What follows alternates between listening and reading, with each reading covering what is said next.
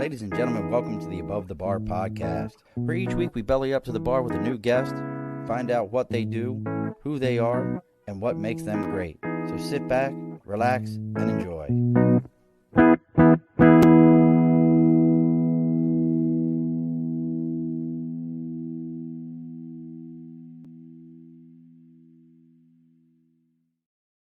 Alrighty, folks, welcome back to the Above the Bar podcast. It's your host, Sean. We have bellied up to the bar. It's the last Wednesday of the month of August. I can't believe it's August already. So we're already here. Things are happening.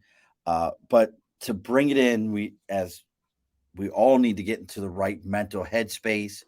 Your kids are going back to school next week. If you're in the Northeast, they may have already gone back to school. If you're in the South, if they're in Florida, I hope everyone's okay, but they may not have a school anymore.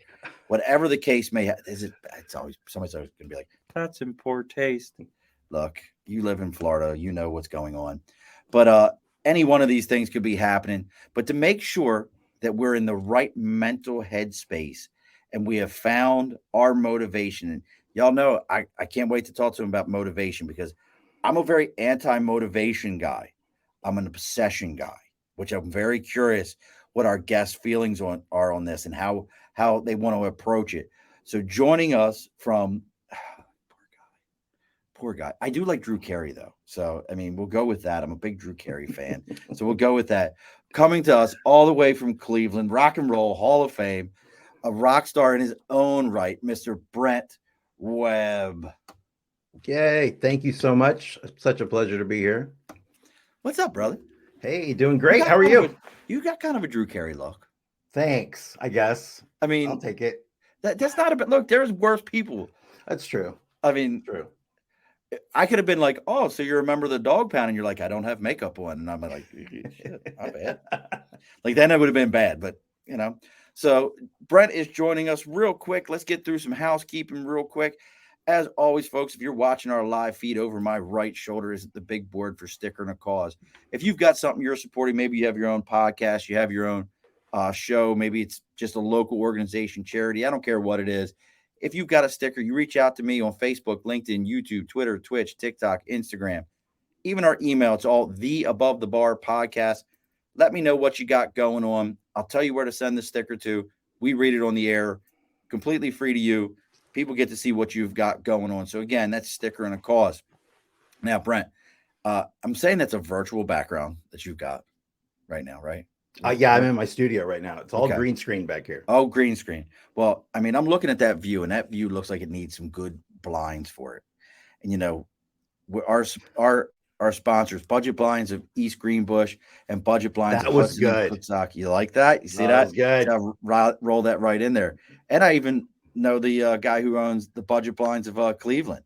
He was just telling me he just put in these shutters. They're like amazing shutters. You got to look them up. They're called Crime Safe, CRIM Safe, and they basically say they're pretty well indestructible, even down to how you open them. Like you really can only open them from the inside. There's this whole story about how this woman's husband was abusive, and she waited till he went out drinking and scheduled to have them put into her home while he was gone because he was abusive to her. And he tried to get into the house. This was in Australia.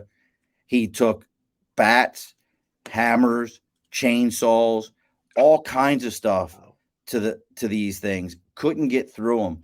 He finally did get into the house when he drove his car through the front door, but she had planned for that also, and his car got stuck in the front till the police showed up and arrested him.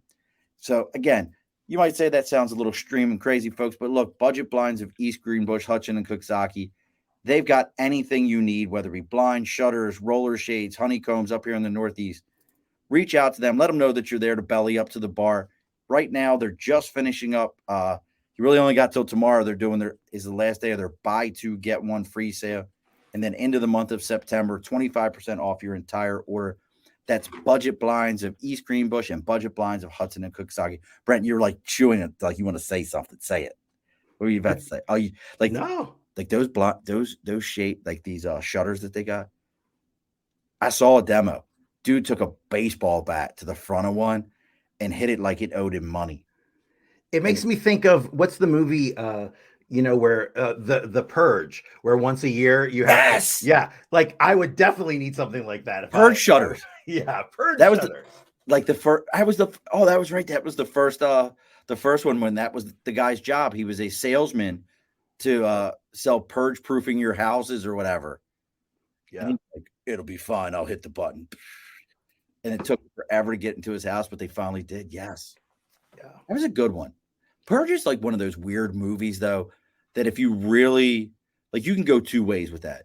You can just go real super shallow surface, people trying not to get killed, or you like dig into the backstory of that and you're like, oh, this is the wealthy trying to wipe out the right. impoverished for their own entertainment and Yeah, allowing other impoverished people to think that it's fun too. yeah, exactly. Love it. But you know what? That kind of goes right into your deal there. Finding the motivation, finding the mental headspace to survive whatever situation you're in and to move forward. You like how I did that shit, don't you? Look at that. You're I had to really give myself- good with the segues. You I'm are I'm pretty amazing, I must say. I'm had to give myself one for a second. I can hook myself up there. But all right, brother. So Brent, we were talking a little bit. I mean, your lineage and history, you've been at this for like 450 years. You actually were there when the Red Seas were parted.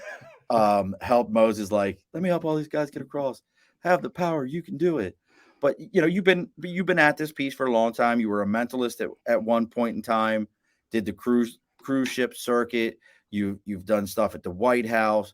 But as we were talking before the show, you've kind of flipped your space to going from that mentalist space. And if you want to give any secrets behind the curtain to that stuff, I would love to hear it. I'm so all about hearing the behind the curtain on that stuff. But you did that piece, and now you actually are. Would you say a motivational speaker? What term do you give what you do? You see, I'm probably the same as you because I don't really use motivation, the word motivation in my, my work or my title, because really I've been to those kind of things, the Tony Robbins things Oh and, yes, Robbins, and they're great. And I'm not, nothing away from Tony, but, after the end of the weekend, you feel like you can rule the world. And then by Wednesday, it's not so much. And by the next Friday, and it just fades away. That motivation that they create with that, you're going to walk on fire. You can do this, you can do that. It goes away. That's not motivation, no, that's just getting you hyped up in the moment. So I'm all about just learning about your mind, learning what your mind can do. We're using a very small percentage. They say like 8%. And there's a lot yes, up there we can tap into. It's like I always tell people we're born with this supercomputer, really the most sophisticated computer ever made, right? And we have no idea how it operates. not When a you bit. get a phone, a toaster, a microwave, anything, you get a giant manual, right? Tells you everything about it. The most sophisticated thing ever, just figure it out. And we don't. I mean, they don't teach us how to use it in school. They don't tell us how, they tell us you have to focus, but do they ever teach us how to focus? No, Right? They don't teach us how to use it. So that's really kind of when I started as a magician. I mean, I was a little chubby kid magician from Ohio and, a only child, right? And perfect. like many kids, you want to do something to kind of, give you some sort of panache, with your friends. So I started doing that. But I really realized kind of in my teenage years, it's a very hollow thing when you're on stage, and no matter how great you are, you're not really doing it. You're not giving anyone anything that lasts. So really, like I said, the last few years, yeah, I've been moving into, training pretty much everyone just on how to use their mind, how to make their lives better. All right, you gonna give me any mentalist secrets? Well, I can't Can I, do that. I mean, they'd kill me, but like, bro, that I shit. can tell you this. I'll tell you this. Tell me. I started when I was doing that. I still got into the spiritual, this headspace of knowing there was more, and I wanted to work on that. So I would do every time I was off. I was doing, I was on retreats. I went to a Buddhist monastery once, and I spent a week, chanting. And I did all these things. Really? And what happened there was one of the monks said to me, "What do you do?" And I said, "Oh, I'm a mentalist. I can I pretend like I can read minds." And he's like, "Really? Think of any word." And I said, "Okay." He said, "Lumberjack." That was the word I was thinking of. And then he left. Now, No. he did for real what I had been pretending to be able to Hold do on. for my whole life. Yes. No. And that was the moment that everything changed for me, because I really, and then of course later he explained to me how it worked and why, we're all connected to each other. And there's this mass consciousness if you tap into it. And learning that, it just changed everything, because I realized, wow, I don't have to do tricks and pretend I can do things. I can actually work on this and then teach people how to do it. So from that point, everything kind of changed away from the big Vegas shows I was doing to, seminars and online things and one-on-one coaching, just trying to let people know, if you're still have a dream in there, there's a reason, and you can still attain that. I don't care how old you are, how big you are, doesn't matter. The dreams are there for a reason. And most people just have no idea how to get into that part of their brain that can make that happen. Interesting. So that just blows my mind right there. You got me right there. Now, mine too. Understanding that collective consciousness and how that works. How are you? Is that part of? I know you kind of said like, hey, you talk to people about this, but how does that work on helping people out to find how to find their obsession? And I use obsession. I recently finished David Goggins' book, You Can't Hurt Me. And I mean, if you're in that space, David Goggins.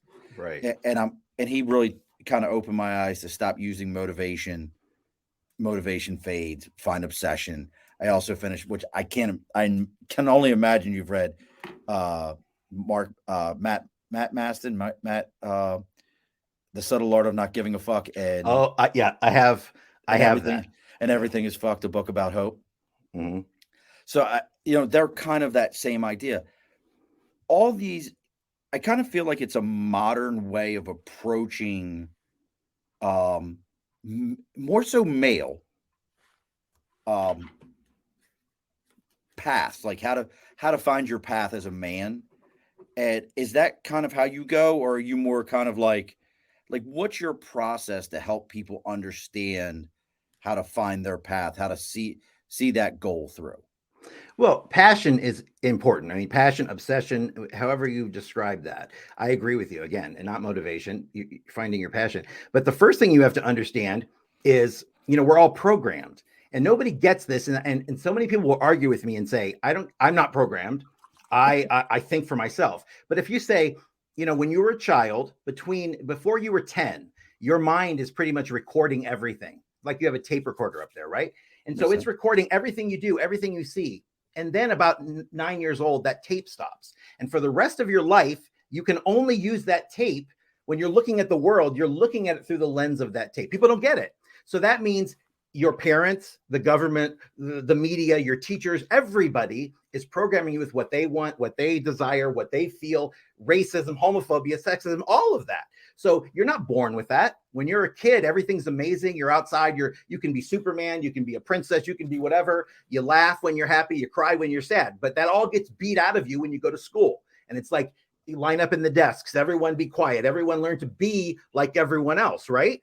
And so they beat that out of you because they want you to be a cog in the machine, not an entrepreneur, not an individual so much. So it we lose that. So it's all about finding that, knowing, becoming aware of the voice in your head. That's the first step. I tell people, do you have a voice talking in your head? 80% of people will say, yes, there's a voice narrating my life. Do you have that? Oh, 100%. Okay. Absolutely. I had the same, and mine was so bad. I mean, think about this. First of all, anyone who's ever committed suicide only did it because their voice told them to. Right. That voice in my head told me. Yeah. That is how evil that voice is in your head. I mean, it will tell you, because first of all, it knows everything about you. It knows the things no one else knows, the things you're embarrassed to tell anyone, and it will use those things against you, right? So 80% of us have a voice that just narrates our life. And it says, you're too stupid, you're too this, look at that, look at this. And it's just narrating everything, right? The other 20% have a voice, that's running, but it's not so much the commentary. Like most people, it's really it just never stops. It's a running commentary. What that is too, it's that tape. Again, it's running anytime you slip out of the moment, you're on autopilot. Guess what starts happening? That old rusty tape that was made when you were a kid is the tape that's running. So if you're driving, you're not thinking, I got to turn left, I got to turn right, I got to go this. You're somehow getting there. Your mind is getting you there, right? Your subconscious, and you're thinking about other things. So it's just to become aware. Step one, What are you thinking? What is the voice saying? You know, I tell people, get a Post-it note, draw a flower, a heart, a face, something, put it on the wall, your fridge, the mirror, somewhere. Every time you see it, all you got to do is stop. And that's your reminder to figure out what's on your mind. So you just stop and go, what am I thinking right now? Write it down. And I will tell you, you will start to notice 90% of the time it's negative. It's things that, first of all, you'd never say to anyone else these horrible things that your mind is saying to you. So you just start paying attention to how much negativity is going on. That is step number one, to see kind of where you are on your path. Now I'm curious. Now, when you're saying negativity, because it's funny how you mentioned the voice. My voice is very, hey asshole, what are you doing? Get your shit together. It's very driven. My voice. It's not like it's like you suck, and you should just end it now. Pull over now. My voice is very like, hey idiot, if you don't get your shit together, you're not going to succeed. What are you going to do next? That's what my voice sounds like. My voice is very like, figure it out. Let's go. We ain't got time to be playing games. Why do you want to sit down right now and play a video game? You know you got work to do. You know you got things to do. Stop messing around. Okay, so yours is exactly like mine was. So ours is exactly the same because I had the same voice. The problem is it's just as bad. We tell ourselves, we trick ourselves into thinking, oh, it's motivating us. It's telling us what we have to do. But it's also calling you a jerk, an idiot. Oh, yes, absolutely. Yeah. You're a turd. Yeah. I call this voice the bitchy roommate. It is somebody who lives in your house rent free. You can't get rid of them. And if this person was a real live person and they were sitting on your sofa and they were saying the stuff they're saying to you in your head, you would throw them out in 5 minutes. You'd never keep them the fuck up. around, right? Right. So it's like everything. You see a card that looks like your ex-girlfriend, the mind starts, and you start thinking about your ex-girlfriend, and then the feelings come about and all that. So again, it's just the awareness to start the negativity. It's not just things like you're fat, you're ugly. Just like you said, it's things like you should be doing this. It sounds motivating, but it's still, the voice is doing everything it can to kind of, it controls us. We're not supposed to know that we're in control of the mind. Everybody thinks their mind is like a monkey in a cage and that you can't do anything about it. When in reality, we're in control, but we have just lost our way. We have no quiet time. We never meditate. We don't do anything to get that connection. So we think that the mind runs us. And for a lot of people, it literally runs them into suicide, runs them into a depression so deep they can't get out of it. I could see that, because you're alone with your thoughts. It's the idea. Again, I think the motivational or self-help books that I listen to are different than, I'm definitely not the sit down and relax. Yeah. Find your inner peace. But it was actually in Everything's F, the book about hope. He talks about spending 2 or 3 days in a monastery or something like that with monks. Like you said, you spent a week where they didn't talk for like 2 days, or he was on a retreat where no one spoke for 2 days. He goes, there is nothing like being left with your own thoughts and screaming inside of your own head because you've chosen to not open your mouth. And I think about that with what you're saying. And I'm like, right now, when the voice in my head talks, I can be like, shut up, get out of my face. And I say it out loud. But you're never, that's the thing. My voice is pretty much non-existent. I can bring because there's really 2 voices. There's the voice that just talks and it's not helpful. And then there's the voice you can create. Like if you're trying to go back in your past and remember something. Oh yeah. Okay. You can do that. That voice I have, but the voice that's going, you're not good enough. This is never going to work. That voice is pretty much gone.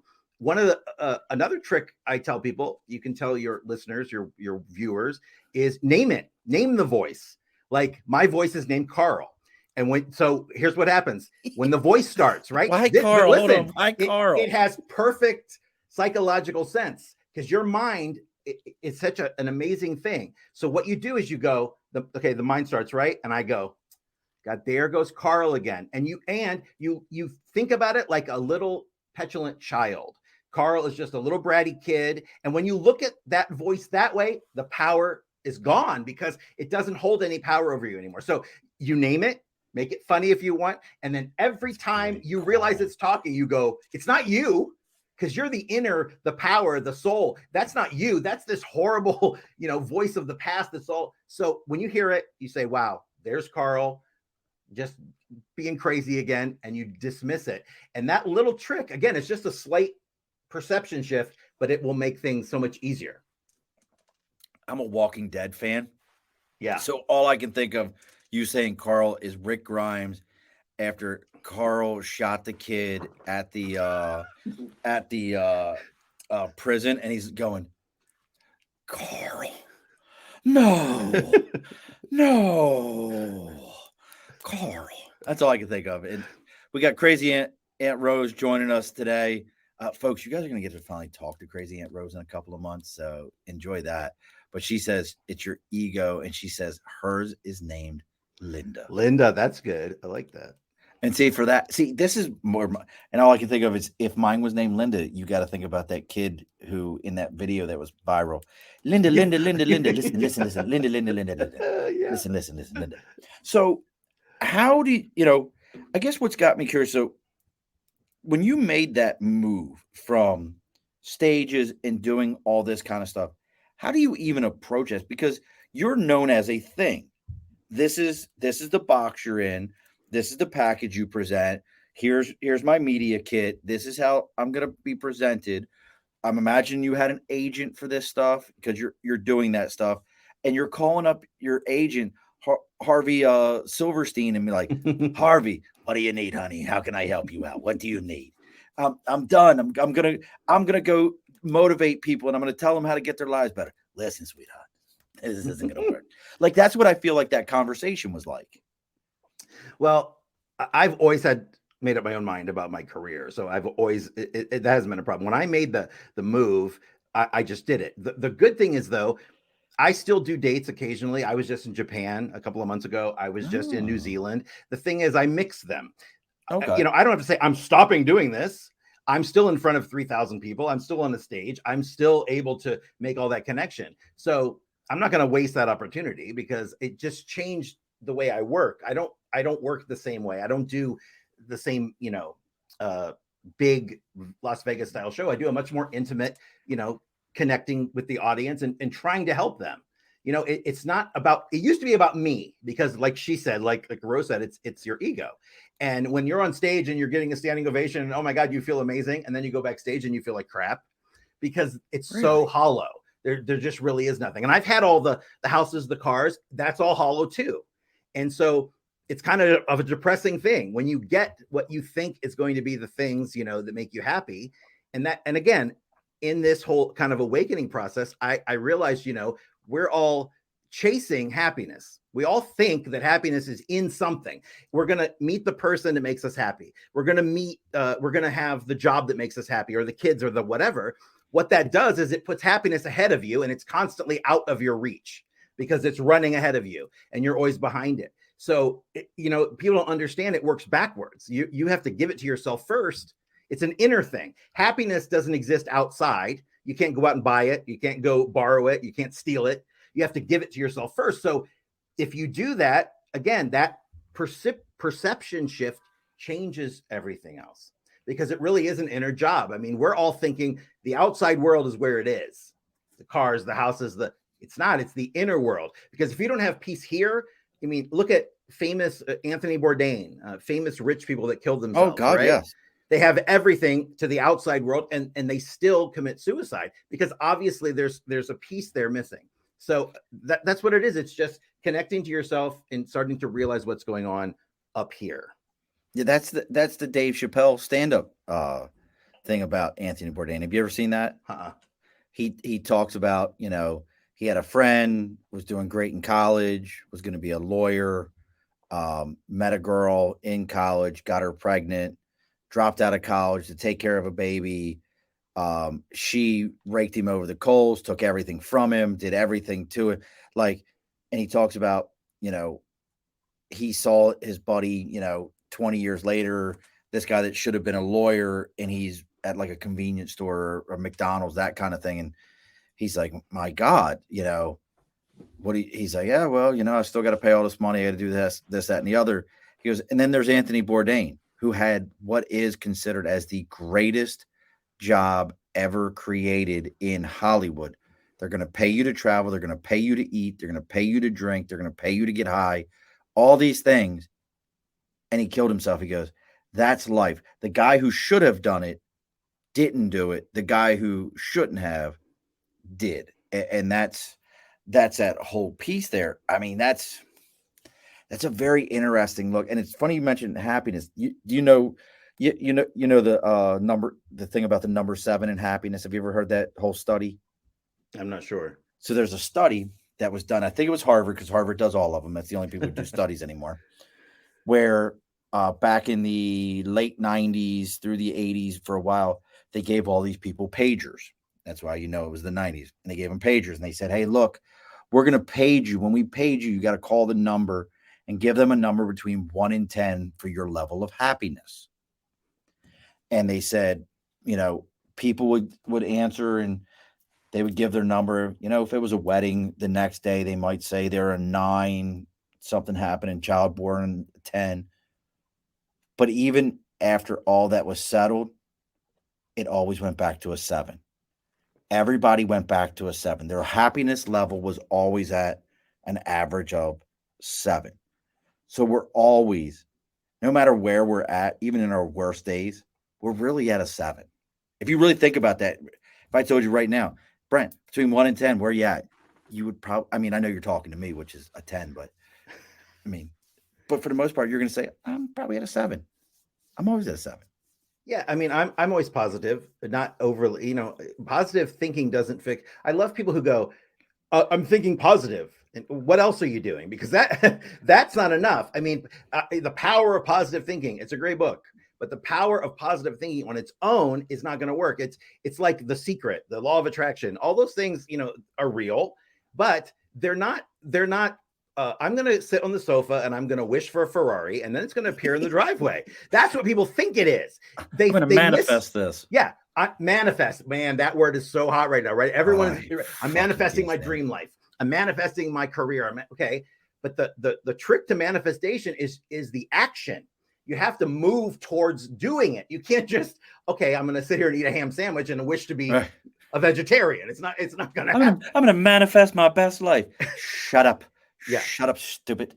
I'm very, I know I've mentioned a couple comedians, but Charisse talks about that. Joe Rogan talks about Charisse and him being like, well, I'm going to try to manifest this. And Charisse being like, oh, so Joe believes in magic.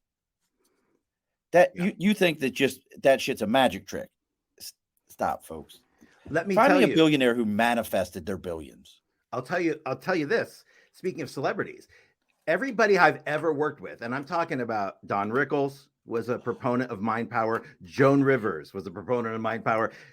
Phyllis Diller was one of the biggest proponents of mind power. Really? She based her whole career on, she was a single mother in her 40s, unattractive, and nobody thought she was funny. She read The Magic of Believing over and over. It's a book from the 40s, Claude Bristol, Magic of Believing. Incredible book. It's pretty much The Secret, written, 50 years ago. She read that book over and over and over again, and it transformed her life. She gives that book credit for everything, that happened to her. And I found it really surprising when I started working with, people I've admired all my life, or people I've always wanted to work with.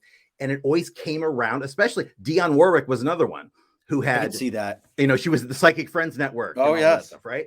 So I started to see this whole parallel. Successful people understand that there's mind power. And if you can harness that, you can focus it where it matters. So what they do is they will work on something in their life that's been draining them, release it, take that energy and focus it on whatever the goal is their work, and constantly do that. Pull back energy, focus, pull back, focus. Kobe Bryant was amazing with that. Yes.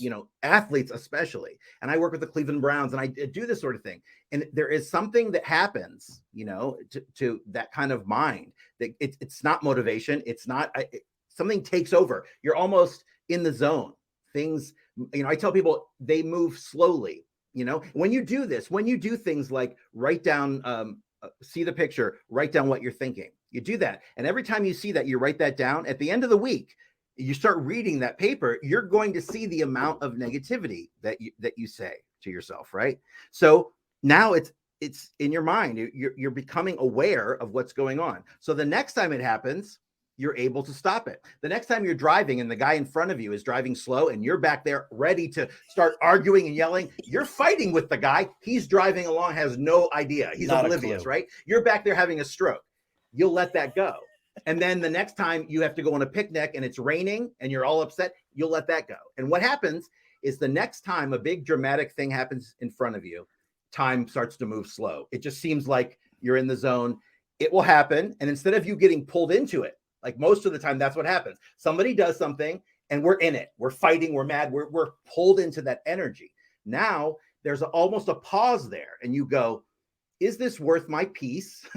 Is this, and you think about it. So you're in an amazing place of power. Instead of being pulled into somebody else's BS, you can stand in your own power and decide, and if you something you want to do, then yeah, go. But you've made the decision, from your conscious mind. It didn't just, somebody else didn't pull you into it. So you'll start to see that happening. Those are the little things that will start to change without you doing anything. You don't have to relive your past. You don't have to go through all the stuff that hurt you. It's a bunch of BS. You don't have to do that. All you have to do is meditate, do something, connect, and then you'll start to let those things go. It'll just happen naturally. It's interesting, like the way you're presenting it. And like I said, I've been listened to a lot of it. We've had a lot of folks here on the show, different processes. And I think the one thing that I'm kind of picking up, that it was just like a light bulb moment as you're saying it is stop giving your energy and attention to everything. That, and you're getting a lot of good comments over here. Aunt Rose says, right, that open positive thinking provides you with an open mind to see all things presented to you, and then you can make better decisions. You won't miss so many things. Laurie from over on your page, thank you, Laurie. I appreciate you jumping on and finding us through Brent stuff. And again, folks, if you're looking for Brent, I just want to throw this out here as a quick thing. Brent Webb, you can find him on LinkedIn as Brent Webb. I swear I haven't had that much. You can find me everywhere. He's everywhere. But what's great is he's smart about it. It's all Brent Webb. Instagram is Brent Webb. I'm from Baltimore. Those letters are tough on us. We're not very good with it. But you can find him on all those spots. And make sure you're checking out what he's got going on, checking out his programs. Again, Laurie, thank you for jumping on and finding us through Brent. And then Cody, friend of the show. Now, Cody is she is America's Joy Ambassador. Wow. Or Joy Catalyst. She's going to correct me one way or another. I fuck it up every time. Just like I mess up, like she does. Cody, I'm not even trying to do it. I always call it transcendental dancing. Transcendental. No, but it's not. It's transcendence. It's different. Someday I should get a speech specialist on here and just let them explain me. And then Scott, there's somebody who found that, like, hey, Scott, if you don't mind me saying it, just give me a thumbs up and I'll say where you're at in life and the corner you took, that, you changed things for yourself that you felt was a positive. Give me a thumbs up and I'll say it. But Scott is over a year alcohol free, and that was his choice. I called him a quitter personally, but he said, nah, it's okay. But I said he was being a quitter. Good job, Scott. Scott, 9 years right here. So 9 years, no alcohol. 8 years, no. Because I was making bank. I was living in California. I was doing coke everywhere. I was doing everything you could do. I was popping pain pills and everything else. So not only did I get through the drinking, the drugs, I gave up meat, believe it or not, became a vegetarian.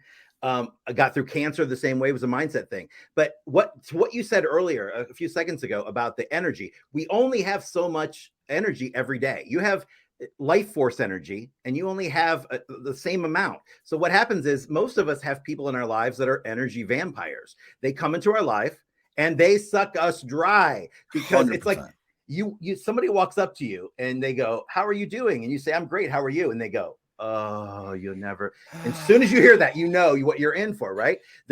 You only have so much energy. So when you start to look at it like a finite resource, it's like gold or water or something else. You don't give it away freely unless, it's something you want to give it to. So you start paying attention to your energy. People that are vibrating on a lower frequency, people that are negative. I have an aunt who's, my God, the most negative woman. She goes through the car wash, and somehow the window comes down and the entire car fills with soap.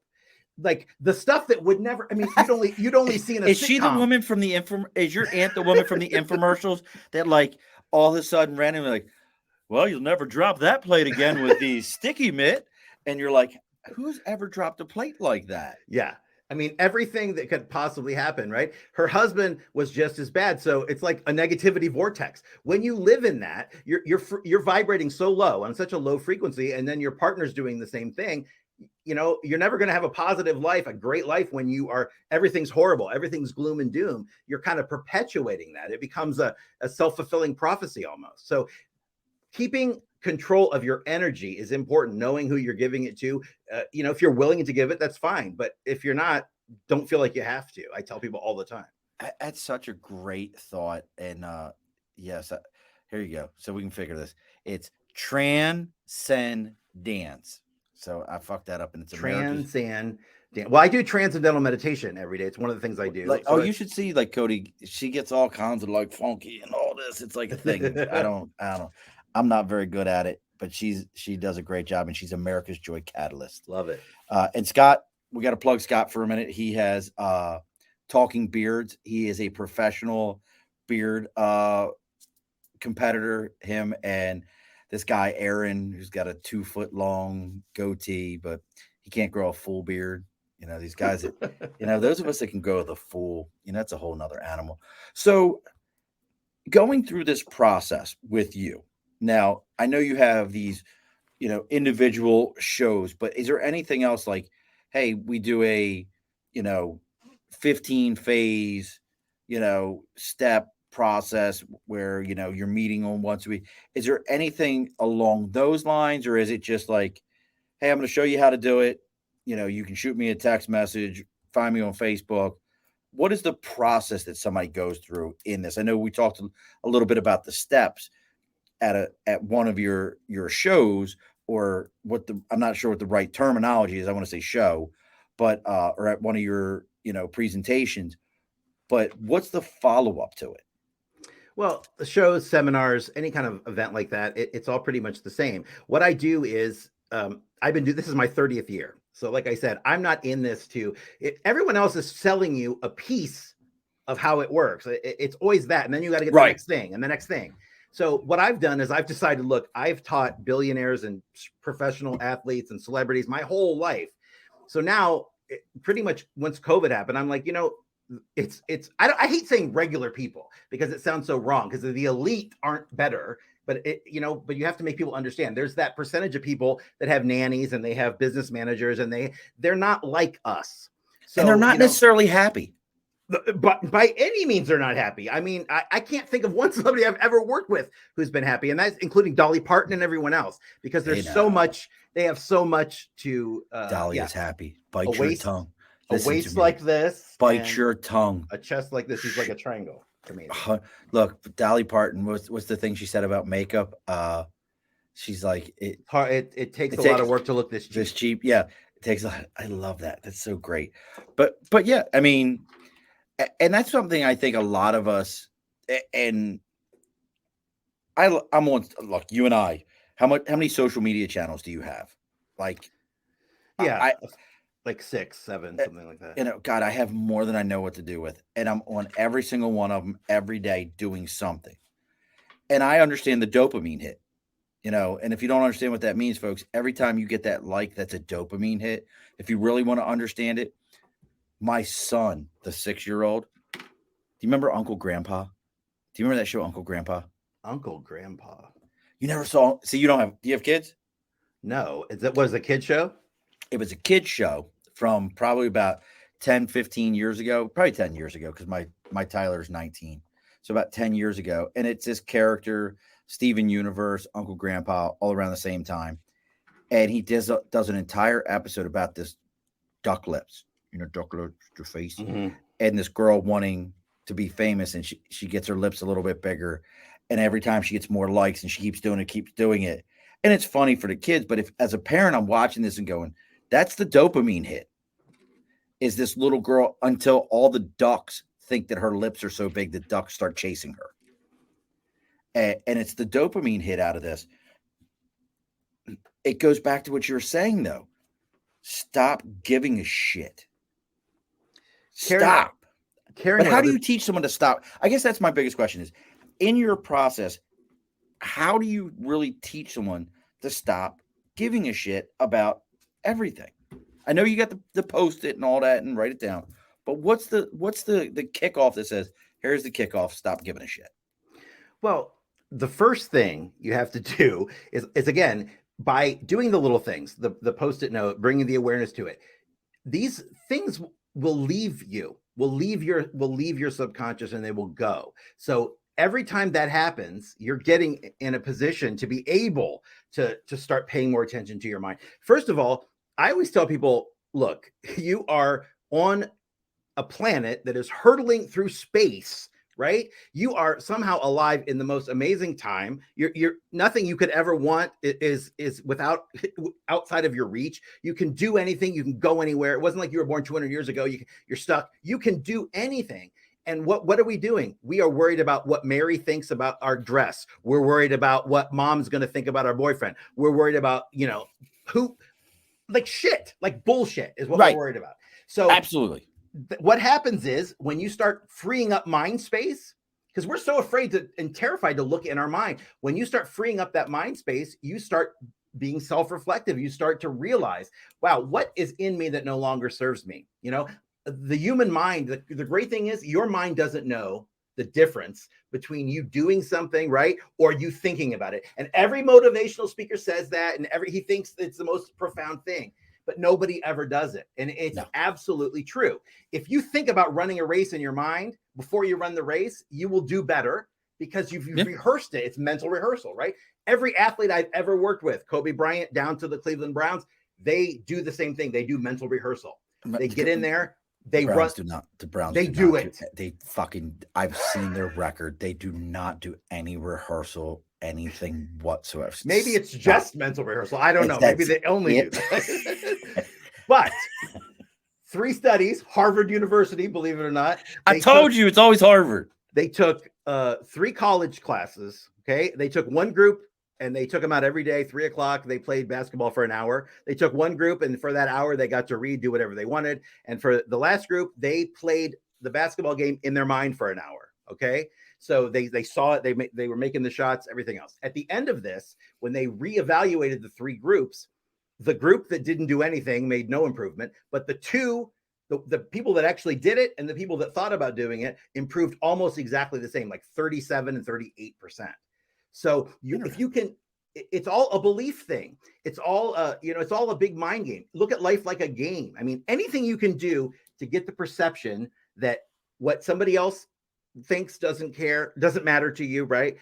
That shit is not going to, if they're not paying your bills, if it's not, I always say, if it doesn't bring me inspiration, income, or an orgasm, I don't want it. Dude. So, right? Get rid of those. Hold on. Get rid of those things. Hold on. Brent, you listen, I wish my sons were here right now. My wife would come down steps. I've said this since I don't even know who the Marine was that said it to me. If they don't sleep in your bed, yes. If they don't pay your bills, sign your check, or sleep in your bed, and the last one can be replaced, they do not matter in life. Yeah. And we used to tell young Marines this because they'd be like, Sergeant Bernard said this. Does he sign your paycheck? No. Okay. So then do what he told you to do and shut the hell up and move on. It doesn't matter. I love how the voice was like Gomer Pyle. You did that almost perfectly. Was that what you were doing? I do a pretty good Gomer Pyle. I thought so. Sarge. Yeah, I do a pretty good one. That's years of practice there. But no, you're absolutely right. And folks, we're getting close to the end of where we got to close the bar up here and, have our final drinks here and all that. But I mean, listen to what Brent is saying. Nothing he is telling you right now it should almost feel like a no shit moment. And I mean that in the most positive way, Brent. Please don't take that No, you're as a right. negative. But it should feel like a no shit moment. When he's talking about up to age 9, guess what? We've mentioned a lot of books. There's a book called Everything I Learned in Life, I Learned in Elementary School. Be nice to the person next to you. Don't steal anything. Don't push anyone down. Cover your mouth when you sneeze. Guess what? You learned it all in elementary school. They teach you how to be life. The other thing he's telling you, if you're not paying attention, is there's a lot of programming we receive at a young age. I'm a very anti-homework parent. I have a life. My children have a life. Do not send work home to my children because you failed to do your job while at work because you need to be graded. Please don't do that. I'm not gonna make my kid do it, and I'm not gonna force my kid to do it. He's gonna do his work, and if he can pass all your tests, what's the problem? I'm that parent. You know why though? Because between my wife and I, we have 8 children. I've seen Wow. this shit. She had 4, I had 3. We went half on one, but we've seen it enough times that we know what the deal is. So when they're all like, "Little Johnny isn't finishing his work on time," eh, go pound sand. Like I don't have time for it. So as we're moving through this, uh, what are all some of the places? Obviously, we mentioned some of the social media things that are going on with you, but what are some of the other ways that they can get in touch with you or things that you have going on, so folks can get involved with you? I know we have the Facebook that we've got, the Mind Power Secrets, and the other one which is well, they're both Mind Power Secrets, aren't they? Yeah, see, everything, like you said, I was clever enough to keep everything titled the same, either my name or the name of the company. So the best way to get in touch, because again, I have a Facebook page where I'm just giving it away. I'm telling you how it's done. There's a lot of stuff there. I mean, we've got 600 videos that have been uploaded to YouTube. There's enough there. You can do it. Of course, if you want to go deeper, once you're in there, you can go deeper with me into other programs, but it's not necessary. I want people to have the information. I don't do that thing where it's like, I teach you this, but then I'm going to sell you the next part. No, you could do this yourself if you want to take the time to go through it. It's there. So the best way to find me is go to brentsgroup.com. It's BRENTS, no apostrophe, group.com. And there you'll get an invitation. I have a private Facebook group. It's not public because I go pretty deep into the teachings. That's the best way to start. That way you can figure out if you like what I'm doing. You can figure out if you're learning anything. You don't have to go any deeper if you don't want to. And if you do, then you can make that choice. But this is all free. I just want to give back and kind of give people, this is a bad time. We need some hope. We need something to, get us out of this. So I think mind power will do it. I memean, if we can get that critical mass consciousness, we just tip the scale a tiny bit. I think we can change a lot. Well, I mean, the proverbial they has absolutely figured out how to separate us into our own cattle carts. Everybody, and we all like to say, "Well, I love everything. I love everybody, except for." Yep. I'm really into everything, and I feel everyone should have their own right to their life, except. But yeah, we all have to have this warning, this caveat at the end of everything to anything we say. And what this sounds like is you're showing folks, stop giving your energy to that bullshit. Stop. And just be conscious of what you're doing. Yeah. All it takes is awareness, because we're going through one more thing, that this number is staggering. And think about this, okay? 80% of our day, so 40% of our day, we're stuck in the past. We're worried about all the things we could have done, we should have done. If I'd done this, she wouldn't have done that, blah, blah, blah, blah, blah. The other 40%, we're in the future, worried about all the things that are going to happen. And man, it's going to be the worst stuff ever, right? 20% of the time are we here in the moment, okay? So that puts us in the past, doesn't exist, right? The future doesn't exist. It's this moment is the only moment. When the past was happening, what was it? It was the present, right? When the future finally gets here, it will be in this moment that you will experience it. So you got to pay attention to this. We're always looking for the next moment, like I said earlier, where happiness is ahead of you. The next moment, it's like you're making coffee. You don't want this moment. You want the moment where you're drinking the coffee. You're doing this, but you don't want that. You want this moment. You want to be at Friday where the weekend is. So you're always kind of delaying gratification. You're pushing, everything off into a future that's not going to come. So just remember, the more you can be in the now, that's when you become aware. When you see the post-it note, you're aware. You're now in the now. That's how you get into the now. Yeah. As soon as you see it, boom, and you remember, you're in the now. So that's what you got to do as much as possible, and it'll start changing the tape you have running up there. And trust me, everybody's got a bad tape. I mean, it's you're not good enough. You're not, no matter what, how great your family was, there still will be people in your life that will have affected that tape, and you got to get that out of there. Absolutely, everything you're saying is absolutely a fact for me. And it's funny you mentioned fear. Again, talk about social media for a second. There's a guru that always pops up on my social media. He's really pretty impressive guy, but he said something about fear that never dawned on me, that I wish somebody would have told me when I was a young 18-year-old Marine, and I would have understood it better and somebody could have explained it to me. Fear is thinking about things that haven't even happened yet. You cannot be scared of what is happening in the moment because it's already happened and gone. You have to be scared of is what you think will happen, what you think of. You don't jump off of a building not because you're gonna, hey, I'm gonna die when I land on the ground. It's the fear that I could die when I hit the ground. You don't, it's all these could happen, might happen. And that's what fear is. And that's how that controls us. And he talks about this. And I'm like, damn. Because I think about, where it dawned on me was my kid's getting a shot. The needle hasn't even touched their arm. They're not even in real pain yet. Mm-hmm. But the anxiety that this is going to hurt for that long has got them petrified. And I thought about it, I was like, holy shit. Yeah. And we take, fear is not a real thing. It's something we have created in our minds. And it's everything good. It's a famous saying, but everything good is on the other side of that. Fear. It's the thing that keeps us from doing the things that we should do, that we want to do, that we, and the thing is, our emotions are tied to our thoughts. You're driving down the road, you see your ex-girlfriend's a car. You don't even have to see your ex-girlfriend's car. You can just see a car that looks like your ex-girlfriend's car. And what happens? Your stomach gets upset. You experience the emotions just like you would experience them in the moment. Because what we do, we don't get rid of things. It's like when we have a good feeling, like a new car, the first kiss, we want to hold it. We want to keep it. We try to hold it. But we do the same thing with the bad ones. We don't want them, but we can't push them away. So what do we have to do is push them inside. And so they're in there, and then they'll all of a sudden pop up, and all of a sudden you're thinking about the birthday party where you peed your pants and embarrassed yourself. Like, where did that come from? Why are you talking about that? Hold on. See, my mentalist training. Fucking mentalist got me. Damn mentalist got me just now. Son of a bitch. You got to be careful. Just see what's on your mind on a daily basis as many times as possible, and you'll get yourself out of this. It will absolutely happen. So I'm curious, because we're almost to the back end of the bar here. Do you get into anything about, and I'm a big fan of this, how you have to go, and we kind of talk about it with fear.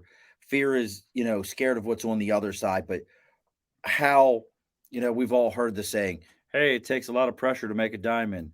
Do you get into any of that with folks like, hey, look, this situation's probably going to suck, but there's never been a tough situation that, I always tell people, name me the toughest thing you ever did. And they'll name all these different things, and they'll go, for a lot of us in the services, oh, it's boot camp, it's this, that, and the other. I'm like, okay, how many times do you reference that in your day? How many times do you use that in your day when somebody says, well, I had to do this? And you go, well, dude, I went to boot camp, blah, blah, blah. That is your challenge point moving forward. Do you get into any of that? Well, I mean, I don't believe so much in, of course, the saying is true. I mean, it does the pressure, and it creates the diamond, but we don't have to go through that. We're not a hunk of, it's not us. Some people do. I mean, nobody has the perfect life. So there are going to be stressful things, but it's not a necessity. Some people think they have to suffer. They have to suffer to get what they want. That guy. They have to suffer. Yeah. I'm that guy. You don't have to suffer. That's what you have to realize. I mean, you don't. Sometimes you may have to go through that, but it's not a necessity to it. So it's like we talked about. You don't have to relive the stuff. Like, you go to a therapist. A therapist is there to take your money every week for the rest of your life. Oh, they're not there to get you over anything. They're there to get you at one and learn your feelings and all this BS. But they're not going to do anything for you as far as removing that. it's gonna remove itself when you do some inner work, when you start looking inside and paying attention to what's going on in there instead of what's going on. One more thing, two worlds. Remember this: we live in two worlds. We have the inner world, which is thoughts, ideas, feelings. Okay, we have the outer world, which is people and things. And okay, what we do, and those worlds are connected to each other. But most of the time, for 99% of us, the outer world we let affect the inner. Somebody walks by, they say we look like crap. We take it in, we get upset, right? The thing is, it's amazing because they're connected, they work the other way around. Your mind inside can affect the outer world, but nobody ever does it. They're always waiting for someone to say something, waiting for the next shoe to drop, waiting. They're always on the offensive. So by, again, flipping the script a little bit, you can change all of that. It's just little tiny things, a little change daily in the right direction. You're going to make it. I guarantee you're like 80% of the way there with just awareness. I mean, you really are. Just keep at it every day. Now, this is important. Nate, I just want to throw this out there. Even though I missed my fantasy draft this past weekend and I forgot it because I was at the International Professional Wrestling Hall of Fame induction dinner. Where is that? It. Here in Albany. That's awesome. Oh yeah. If you're a wrestling fan, I met Mark Henry this past weekend, was sitting next to Brian Knobs from the Nasty Boys and Skaggs. All those guys were there. Tony Atlas was there. We were hanging out. I hung out with all those guys. Let me just tell you how I was fucking hanging out with this weekend. But no, Knobs and I got along because he's from a part of Pennsylvania I used to be recruit out of for the Marine Corps. But because of that, Nate, who is even though my fantasy draft was all done by computer, I still had a better draft than him. This just proves that. But he does have an important question. This is always important. He wants to know, do you have a go-to comfort food when you're in that space for you? Maybe like you're having a problem getting out and you need to bring yourself to center. Do you have a go-to comfort food? What a great question. But the last thing that I had to tackle, I've always gone up and down in weight. It never really bothered me, my whole life. But now I'm in my 40s and I'm starting to go, this is getting where it's getting hard to get up in the morning. It's getting hard to go through the day anymore. So I gave up meat a year ago, but I started juicing and I'm a vegetarian. So I went to the whole food plant-based diet. Feel amazing. I've lost, 20 pounds in the last week and a half. Oh, wow. So I started again. Yeah. So if you're talking about comfort food from back in the day, whatever it is, whatever works for you. Maybe it's a green drink right now. You're like, oh, it feels so better. I used to love anything that was fried would have been my friend. Potato chips, fried pickles, anything like that. Now a big bowl of pasta with vegan pasta sauce. I'm cool. So I'm just kind of changing again, my perception about food. I've tasted everything. I feel like my entire life, I've tasted everything. I've had the best of every, I know where the best key lime pie is. I know where all the best is. I don't need to taste anymore. So I think I can go through the rest of my life. I mean, unless you add meat to your sauce or maybe Parmesan cheese, isn't all spaghetti sauce vegan? No, because to be vegan, it has to not use, anything that had a face. Anything that has a face or milk or butter, anything like that. I mean, I added vegetables to it. Yeah, I mean, I guess your base would be unless it's meat flavored or something. It would still the base would be vegan. Yeah. I'm big into olives into my sauce. Oh, I love. I did that tonight. Black olives in the sauce. Yeah, gotta do. Well, look, folks. Go check Brent Webb out. Go check out Mind Power Expert. Go check out his Facebook page. Check it out with Mind Power Secrets. See what he's got going on. There's a ton of stuff here. I know we made a few left turns here and there. Brent's a lot of fun because he's in Cleveland, and y'all know I'm a big Ravens fan. So that we knew. I even wore this shirt for you today. Can you see my whole shirt today, Brent?